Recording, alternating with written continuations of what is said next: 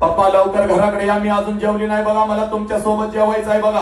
आणि खरंच मी उशीर आलो तर माझ्यासाठी उपाशी झोपणार माझं लेकरो, मला आता अंथरुणावर दिसायचं नाही. पप्पा तुमचं डोकं दाबून देऊ का हो, म्हणून माझ्या डोक्या शेजारी येऊन बसणार आणि हळूच माझ्या कानामध्ये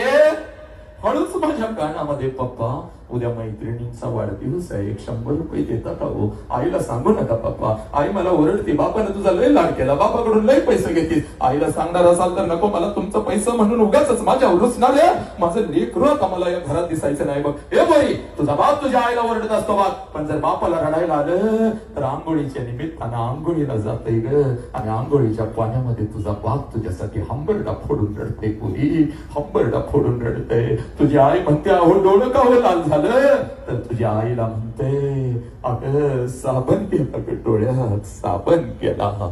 हे पुरी साबण नाही गेला, तुझा बाप तुझ्यासाठी हंबरडा फोडून पावसाच्या पाण्यात रडला. पुरी जेवढं पाणी डोक्यावर घेत होता तेवढंच पाणी डोळ्यातून काढत होता. पुरी हे हा बाप तुम्हाला कळाला. लग्नपत्रिका वाटायला तर लय आनंदाने फिरताय.